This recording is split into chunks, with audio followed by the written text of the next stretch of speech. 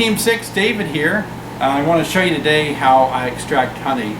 I've had my frame sitting here. I took them out of the freezer in my last video that I showed you, and I've been letting them thaw out. They're in great shape. No bugs or anything have been on them, and they've been protected from bees.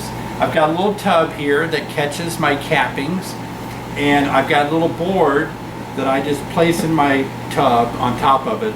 It's got a little screw on it, and I'm going to just set my frame on here, and I'm just going to start cutting the caps off. And always place cardboard down, because cardboard will make your cleanup a ton easier. Otherwise you're going to have a messy like concrete floor. Always put some cardboard down that you can just easily throw away when you're finished. Now some people use a hot knife. I don't prefer hot knives. I used to use them all the time, but I like just a serrated blade like this. And you can call it, it's referred to as a cold knife. And a cold knife works really good. So the little screw here is used to kind of catch my frame so it doesn't wobble or slide. And you can kind of rotate it on that little screw. And it works out really well. You want to kind of get rid of all the little bees that might be, you know, on any frames, and make sure it looks good. So all you're doing is shaving off this capping of wax that's on the top of the cells. Sometimes if it's pulled out wonderfully, you can use this wood as a guide for your blade. Not always. Sometimes it's further out, you have to kind of tweak it. Sometimes it's deeper, and I'll show you how to deal with that. And I just simply saw it back and forth instead of trying to go all the way down without sawing. I have better luck sawing back and forth, moving my blade back and forth. Tilt the top up here a little bit out so that the cappings, when they do get sliced off, they fall down instead of just ride along the frame like this. And that's all you're doing. It's kind of fun. Look at that. And that's some really nice wax that you can use to clean it, put it on your frames later somewhere else.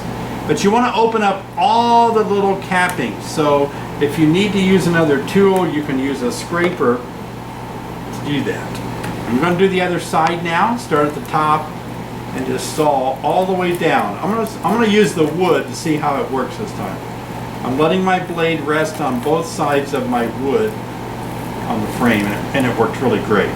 Isn't that great? These little blades like this work really nice, I think.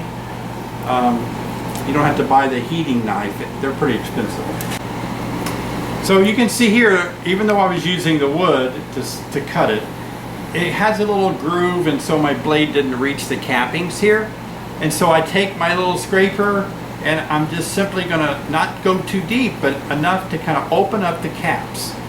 And I wouldn't advise you doing this with your whole frame, because you're not going to get as much honey. It's better to cut them open. But for the places that you can't reach, just use your scraper to open up those little cells like that. I'm going to look on the other side. There's going to be a spot in the middle, a little spot there, and of course up here. Now once you do that, this frame is ready to be extracted. I'm going to put it in my extractor. In this case, I'm just going to demonstrate with the little 2-frame extractor. I just put my frame in. I've got a little clip that holds it tight at the top. Let's do another one now. So we can. You have to do 2 at a time or 4 at a time. You've got to make your extractor spin evenly. You don't want it to just put one frame in there and try to spin it, or it will go crazy. Wow, this is pulled out pretty wide. And let's see. I'll start right here in the middle. Yeah. The reason I catch my cappings is because I'm having to cut, and I'm opening up the caps a little bit deeper than I want to, but I'm capturing the honey in the bucket below my cutting board here. So I'm not losing that honey. I'll let it run through the filter later and get all that honey out of there. So in this case, I'm not going to use the wood. I'm just going to try to artistically go through the caps without going too deep. So it's a little bit of a skill because it's drawn out pretty wide. Sometimes the bees draw it out wider. If you have 9 frames instead of 10 frames, they'll draw them out wider. I did a pretty good job on that one. Let's look at the other side now. Oh boy. You see here, this is kind of sunken. That's normal. This is raised. The bees just drew out more here. And so I'm gonna have to really use some fancy cutting techniques here. I'm gonna start down here just to get myself started. There we go.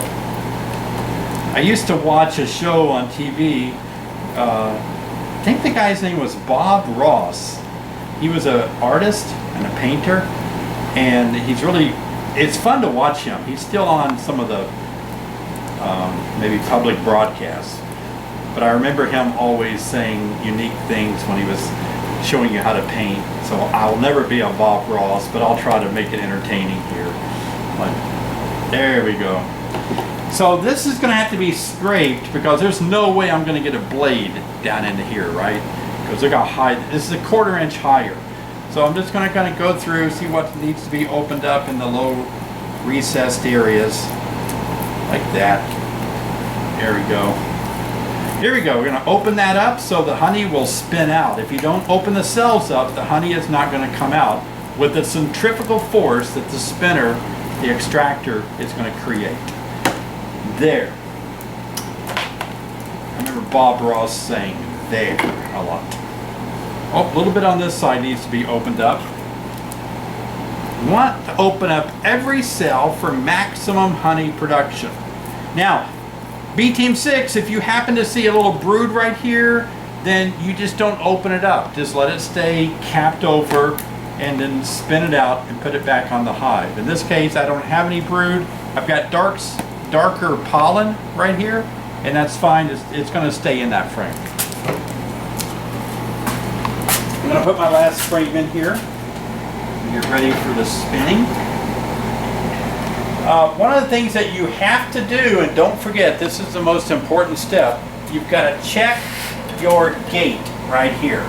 Make sure it's tight and make sure it's closed. You're going to regret all that honey coming out of your extractor and being lost on the floor. So never spin this until you double check that the gate is going to hold the honey in. Now I'm going to put my top plastic on. And this really does help. Sometimes you think, oh, it doesn't matter if I put the plastic on there. But it actually does, because it does spray up and cover the bottom of these. All right. This simple extractor, I'm going to hold it with my feet, with my legs. I'm not going to go crazy trying to bolt it down to the ground or the wall. Start off kind of slow. You're only going to extract one side first. So just let it start going. Now, I see that I need to tighten my wing nuts here. Do that. This is just a very affordable little 2-frame extractor.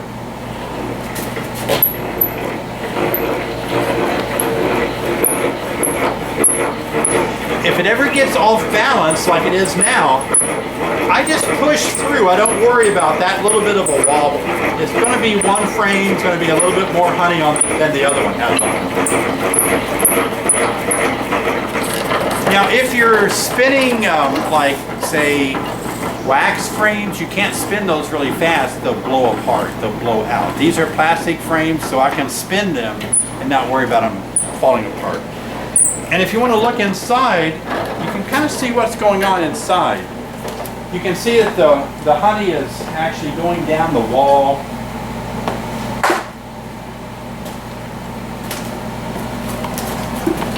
And you can see it dripping down onto the bottom. The bottom will eventually get so full that the honey will start touching the bottom of the frames while they're spinning. And in that case, you have too much in the bottom. You're going to have to open the gate over a bucket, let it drain out. The warmer the room is, the more this honey is going to go down the walls. And when it spins like this, the honey is being spun out of the side facing the wall with centrifugal force. It hits the wall, and then it slides down the extractor all the way down to the bottom. And it does take some time for that to happen. So as you can see here, and let me just take these off so you can watch it. I don't care if my arms get a little honey on them. But the faster you go, and once you kind of get some of it out, you can go faster. So So some of you are going to be thinking, you know, how fast do I let it go? How long do I let it go? It's a little dangerous with the plastic off. You want to keep your fingers out. You could easily break a finger if it slipped in there.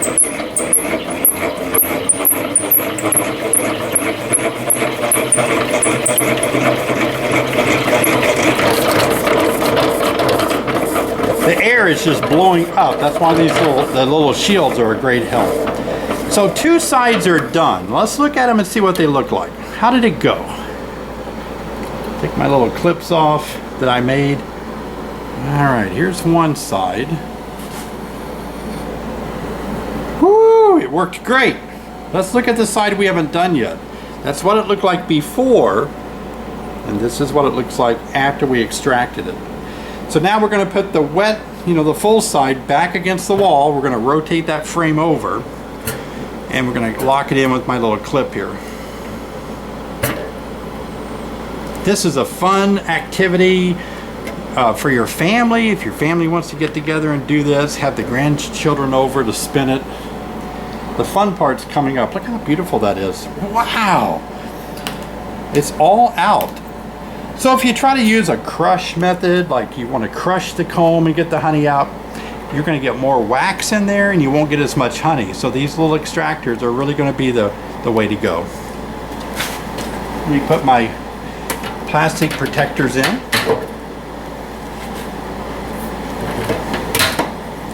We're going to start off kind of slow, and then as it gets easier to turn, because more honey comes out, we can increase the speed. The balance will be better. It doesn't take long at all just to kind of knock out 2 frames like this.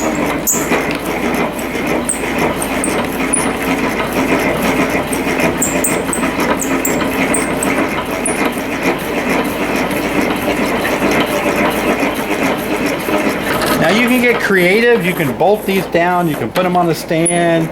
You can use a tie-down strap and bolt it to a wall.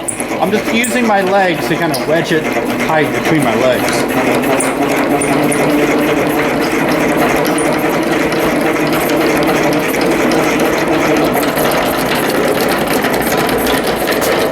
It's a really good workout. Whew, I'm sweating. It's hot in here.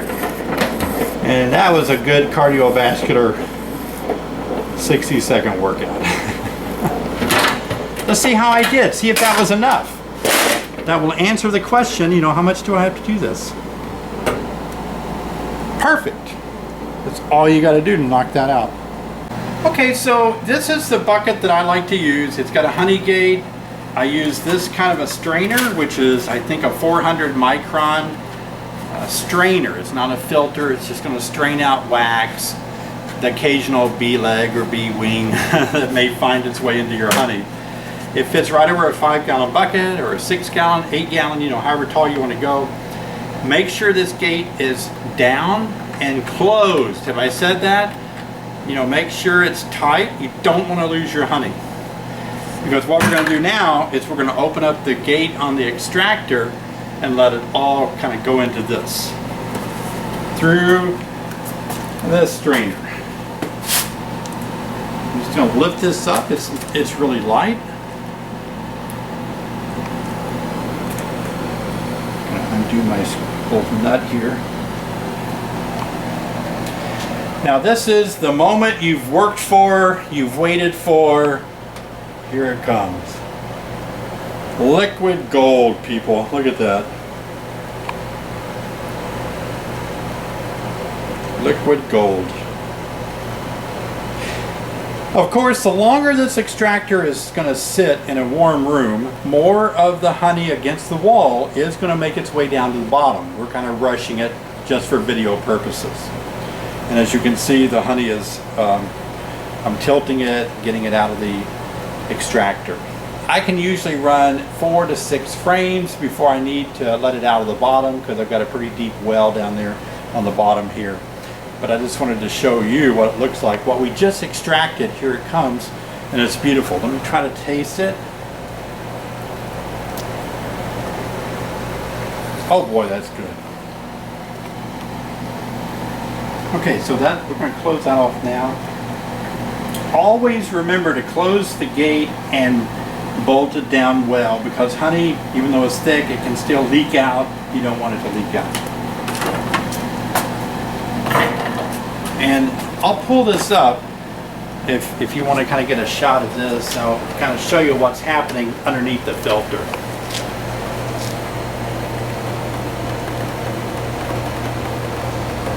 So the filter, I call it a filter. This is what's happening under the strainer. Just straining out various wax particles, making a really good, pure, clean product. It wouldn't be a problem at all eating the honey that is on top of the strainer, because nothing in there is bad for you, but it just makes a better product, a looking product. It's always a little challenging to get these kind of gates like this not to result in a mess, so just plan on making a mess. Now the jars I buy are like these. They already come with a little seal right here, so that when you actually screw it down, it seals onto the top, and I'll demonstrate that. But simply just take your jar, and I don't label my jars until after I've put honey in them, and that's so that I can clean them off if I spill a little honey on the side. Alright, so just kind of start off slow and carefully, and you can watch it fill, and you can kind of decide how fast you want to do it. Open the gate more, of course it's going to fill up a lot faster like this. And that's just exciting, isn't it? To see the result of all your year of beekeeping result in a beautiful jar of honey like this. So if you're careful, you can kind of play with the valve a little bit, the honey gate, and cut it off. You want it not to be visible. You don't want you don't want to stop too low, and then you can, your customer can say, "Wow, they didn't fill it up." And you don't want to fill it all the way to the top, because then it's awkward when they open it up and try to pour it. So again, these valves, these honey gates, this one is dripping all around. It's already dripped on my jar a few times. So it's a hassle. I'm going to have to wash this jar before it's ready to be labeled. So then I just simply put my lid on and tighten it down like this. Maybe wait a second, and then make sure it's good and tight. And then you can see when you open it back up again, the safety seal should have grabbed along the edge like that. It made a nice finished product. Let's just do a few more. It's fun. We're all sticky and messy, so why not get more sticky and messy, right?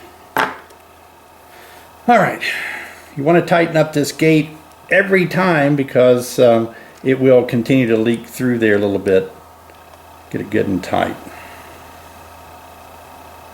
The most important thing in bottling is to make sure that you have the gate closed at all times and locked down between bottles. Don't get distracted. Don't answer the phone during a bottling session, because you might accidentally leave the gate open and forget you're filling up jars of honey. There's two. These are 1 pound jars, Beeteam6, and that means $8 a jar for me. I sell them for $8 a pound, so these are 1 pound jars. So it works out pretty nice. I'll show you how to label them. Oh, that's what you don't want to do? So you can see I filled it all the way to the top. Wasn't paying close enough attention, and that you don't want to put a cap on, because it's just going to be a mess. Fortunately, I can just pour a little bit off the top back into my strainer and get it down to the proper level, like right there. I'm going to wash these bottles under some water to clean off all the drips of honey. Very important that your bottles, once you're done with them, they are spick and span. I mean, they have got to be beautiful. I don't want to see any honey fingerprints, nothing. They have got to be dried. So don't think that once you got honey in there, wipe them off with a dry rag. That's not going to cut it. You have got to make these things just gorgeous and beautiful. So just be real careful how you handle them once you start drying them off, make sure they're just gorgeous, because it's going to have your name on it. It's going to have your label.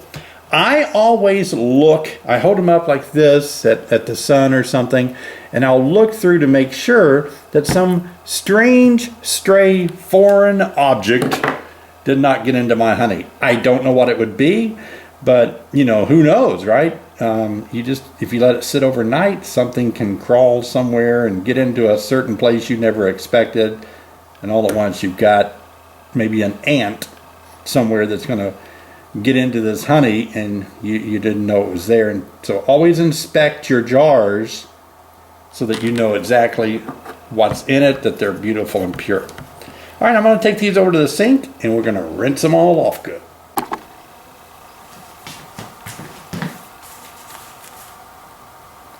Okay, so I just got back from the sink area. Been washing the jars that I filled up. I want you to take a look at them now. I think they're gorgeous. I just think they're beautiful. You can see how there are bubbles in there. I don't know if you can see it in the video. These tiny little bubbles will all rise to the top, and I assure you it's no big deal. But like I said earlier, if you let your honey sit in that big 5-gallon bucket for maybe a day or 2 or 3, then you'll have less bubbles because you're bottling from the bottom of your bucket. But those really look nice, and that's why you don't want to label them. I had to run these through the sink, make sure I got water to wash off all the extra drips of honey. So I've made a total of, what did I make? 5 for you. So here's 5, and let's see, that would be $8 a piece. It'd be $40 right here just in honey cells. I weighed this bucket, by the way, because I actually grabbed, let's see, I extracted 10 frames, as you saw. I went ahead and did all 10 frames in that honey super and put them in this bucket. And I've already bottled, let's see, 1, 2, 3, 4, already did 5 pounds. So some has already gone down a little bit. But that weighed before I bottled the honey, and after I took out the weight of the bucket and a little bit of wax there. This 10 frame super brought in 33 pounds of actual honey. So 33 pounds is about 3 gallons roughly, 3 gallons of honey, and that's about what it would look like in that bucket. Okay, Beeteam6, hey, thanks for watching. I hope you've enjoyed the honey extraction process and just seeing the beautiful jars of honey that is just sitting there. It makes me want to go in and get some toast and put some butter on some toast and have a good time. So thanks for watching, and thanks for being a part of Beeteam6. Be sure to read this weekly tip. I have a whole bunch of answers that you might be wondering about. I've got answers to your questions, so please read the weekly tip. You need to get a hold of me. Please feel free to call, to send me an email, or to text me, and let me help you. Take care.